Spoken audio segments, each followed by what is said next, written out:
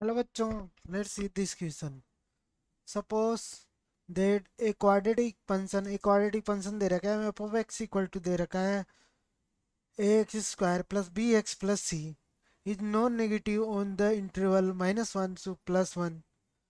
Then the area of under the graph for f, मतलब हमें area निकालना है f over the interval. Interval दे रहा है -1 से +1 एंड द एक्स एक्सिस, मतलब हमें क्या करना है -1 से +1 एक्स की वैल्यू इसके और एक्स एक्सिस है जो जो एरिया बनेगा उसको हमें फाइंड आउट करना है. तो ऑप्शन नंबर हमारा ए एरिया आ रहा है. ए इक्वल टू एरिया को ए से डिनोट कर रखा है.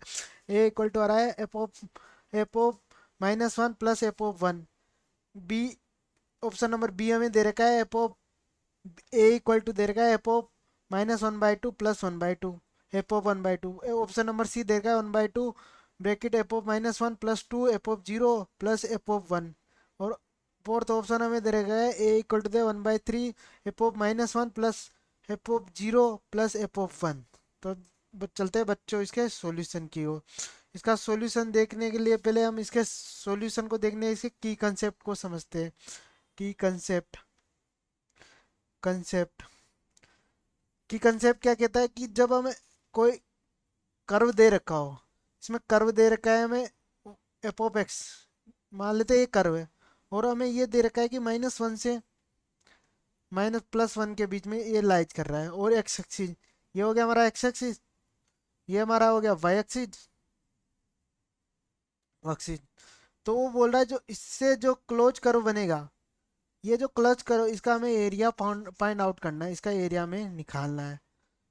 तो इसका एरिया निकालने के लिए क्या हो, तो एरिया का फॉर्मूला क्या होता है जब आपको दो वैल्यू दे रखे हो. तो अपर लिमिट यहाँ -1 से 1 y f of x y d x. यहाँ एफ ऑफ एक्स की वैल्यू कितनी है, -1.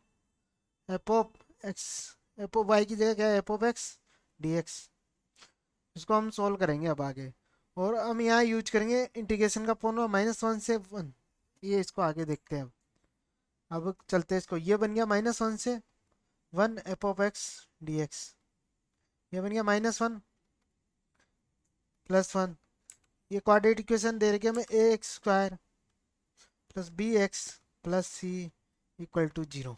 ठीक है बच्चों, हम जानते हैं कि -n से लिमिट दे रखे हो हमें. ये हम फॉर्मूला जानते हैं -1 से a f of x d x equal to 0, और इसकी वैल्यू हो जाए 0 a f of x d x. जब यहाँ हो f of x negative, minus f बराबर माइनस का एफ ऑफ एक्स, और जब f of x equal to -of x, तो इसको यहाँ हम यूज करते हैं. तो ये हमारा बन गया. इसको आगे सोल्व करते हैं. इसको ए से डिनोट कर देते हैं हम, ए से एरिया को ए से निकाल देते हैं. ए ये बन गया, ये तो हो गया 0, और ये इसका कितना होगा ए x³/3. टू लिमिट आ जाएगी plus plus c x 0 to 1. ठीक है, जब मैं इसको आगे सोल्व करता हूँ तो ये क्या बनेगा, ये हमारे पास बन जाएगा. सोल्व करने पे अपर लिमिट पुट करता हूँ 2, ये बन गया a/3 और ये सी. तो मैं यहाँ सी कॉमन लेता हूँ तो ये बन गया 2a/6c/3. तो हमारे पास ए की वैल्यू निकालनी है हमें.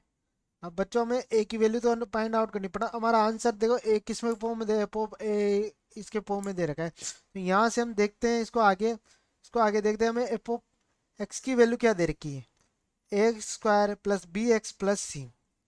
अगर मैं यहाँ से एफ ऑफ 0 निकालता हूँ, एफ ऑफ 0 क्यों निकाल रहे हैं, क्योंकि 0 निकालने बी में और सी में टर्म आएगी हमें सी और डी में. तो मैं अगर यहाँ एफ ऑफ 0 निकालता हूँ यहाँ से, तो 0 0 सी, तो एफ ऑफ 0 प्लस सी. ठीक है, जब मैं यहाँ से एफ ऑफ 1 निकालूंगा इससे, जब मैं यहाँ एफ ऑफ 1 की वैल्यू निकालता हूँ ए प्लस बी प्लस सी, और जब मैं एफ ऑफ -1 की वैल्यू निकालूंगा तो यहाँ से आ जाएगी ए² 1 माइनस का बी प्लस सी. जब मैं दोनों को ऐड करता हूँ एफ ऑफ -1 जब मैं इनको ऐड करता हूँ तो 2a+2c. और हमें क्या है बी, तो ये हमें ऐड क्यों किया, क्योंकि मुझे यहाँ क्या है बी हटाना है. बी कब हटेगा, जब मैं इनको ऐड कर दूंगा. अब अगर मैं इसको 4 से मल्टीप्लाई कर दूँ, एफ ऑफ 0 4, तो ये 4c, और f of a plus f of minus one two a plus two सी।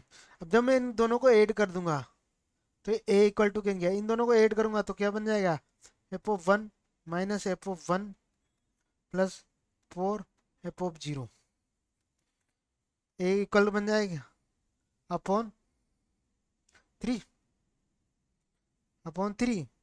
तो देखते हैं बच्चों ये कौन से ऑप्शन में, ऑप्शन नंबर डी। तो ऑप्शन डी से हमारा करेक्ट हो गया, तो option number D is correct answer. I hope you understood well, best of luck.